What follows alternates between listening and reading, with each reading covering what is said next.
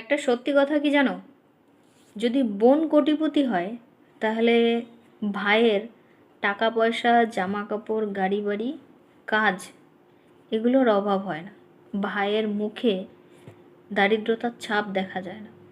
কিন্তু সেইখানেই যদি ভাই কোটিপতি হয় আর বোন গরিব হয়, তাহলে অধিকাংশ ক্ষেত্রে দেখা যায় যে বোনের দরিদ্রতা ঘোচানো তো দূরের কথা, ভাইয়ের এতটুকু টাইম হয় না বা মনোবৃত্তি হয় না যে বোনের চোখের জল মোছাই। উল্টে ভাই কোর্ট কাচারি শুরু করে দেয় যে বোনের কাছে যতটুকু আছে ততটুকুও কি করে আমার নেওয়া যায়।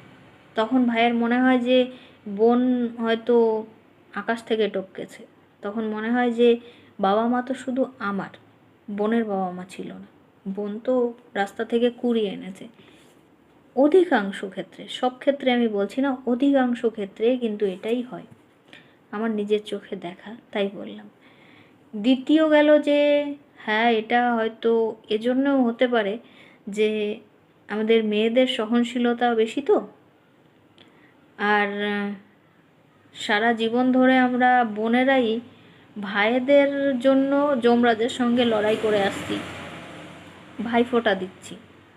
আর ভাই রাজা হওয়ার পরেও, সমস্ত কিছু থাকার পরেও বোন সেই বোন সেই ভাইয়ের রক্ষায় নিজের কাপড় ছিঁড়ে তার হাতে রাখি বাঁধছে। মানে ওই যেমন কৃষ্ণ, যে সব কিছু ছিল, দ্বারকার রাজা ছিল, দ্বারকাধীশ ছিল, তাকে রক্ষার জন্য দ্রৌপদী তার শাড়ি ছিঁড়ে তার হাত বেঁধেছিল। তাই থেকেই তো হয়েছে রাখি বন্ধন। তো আমরা মেয়েরা সব সময় সেই মায়ের জাত, তো সেই মায়ের জাতের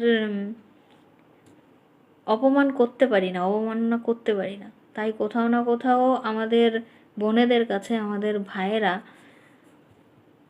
আমাদের ছেলের মতন হয়।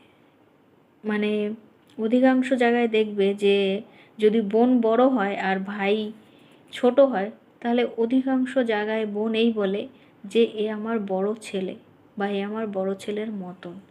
কিন্তু আজ পর্যন্ত তুমি কোনো ভাইকে শুনবে না যে ভাই বলে যে এই বোন আমার মেয়ের মতো।